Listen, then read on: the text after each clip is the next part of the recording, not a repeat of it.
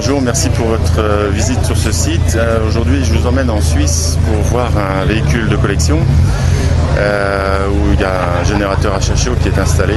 Donc on est sur le VVR Rétro.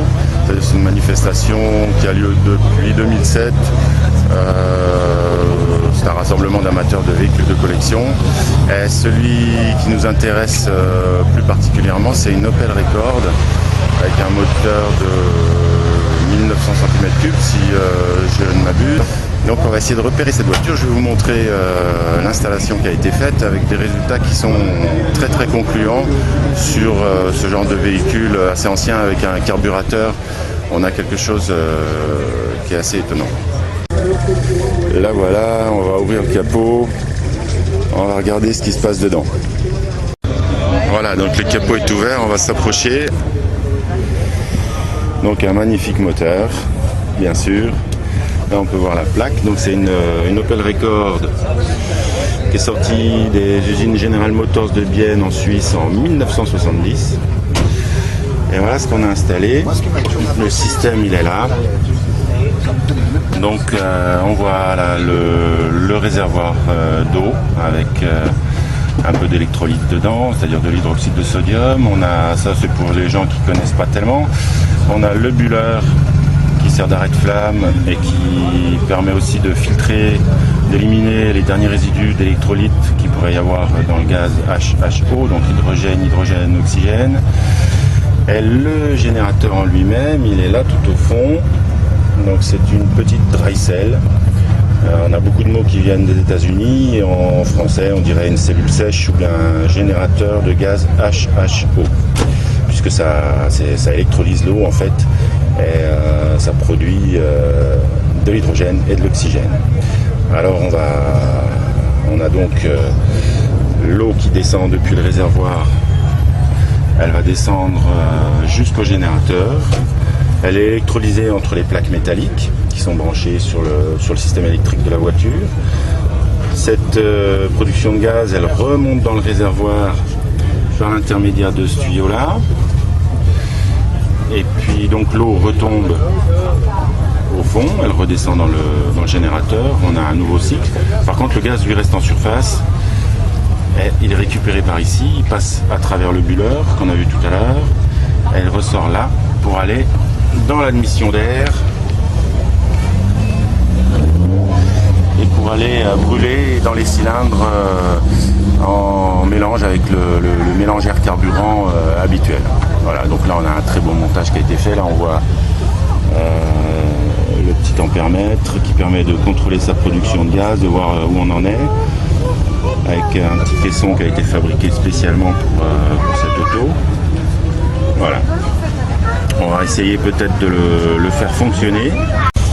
Donc ça va démarrer et puis on va voir la production de gaz, on va pouvoir la voir dans le bulleur. On va voir les bulles s'échapper. Alors attention. Voilà.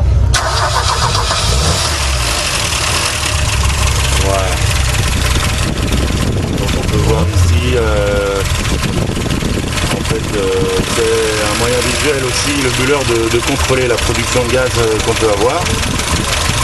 Donc voilà. Voilà la bête en fonctionnement.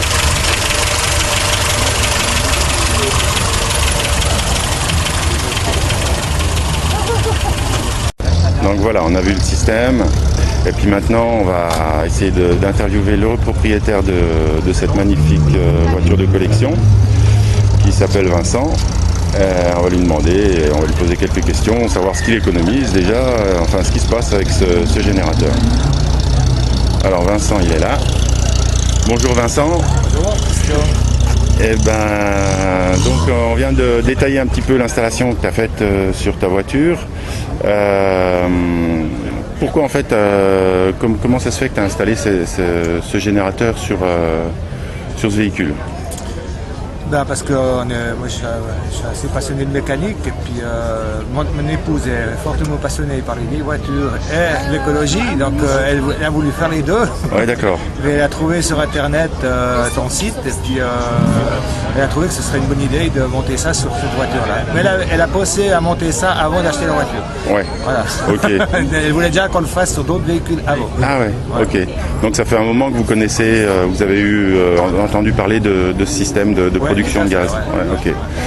Et en termes de résultats, qu'est-ce que tu constates après avoir installé ce générateur? Le résultat il est plus que probant. Donc nous on a installé ce générateur il y a au mois de juin à peu près. Puis on a voulu 30 visites aux Rousses depuis notre pays Verdon. Et puis là on a fait plus de 50% d'économie du carburant par rapport à la consommation habituelle. Ouais. Donc c'est-à-dire. Tout était mal réglé. Ouais. Bon, 50%, c'est-à-dire que tu passes de. C'est une voiture. On est passé de 10 à 5. Voilà. D'accord. De 10 litres à 5 litres au 5. Ok. Donc 10 litres, c'est la consommation habituelle sur un long parcours, sur un petit parcours, sur quoi?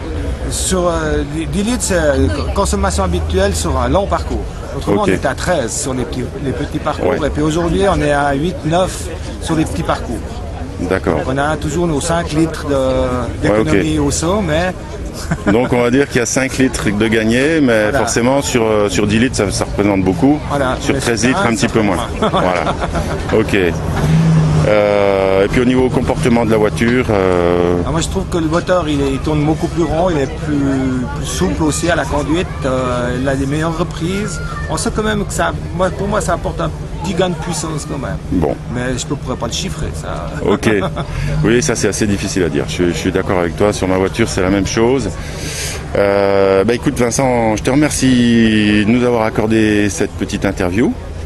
Mais de rien. Voilà, et continue à bien rouler alors. Merci. Alors évidemment les résultats ils sont très très intéressants sur ce genre de véhicule. Si vous avez un véhicule moderne que vous pensez installer un générateur à chaud, peut-être que vous n'aurez pas ce genre de résultats. Parce que là on a quelque chose qui est quand même très conséquent quand on est à 50% de réduction de consommation. C'est quand même vraiment des résultats très très probants.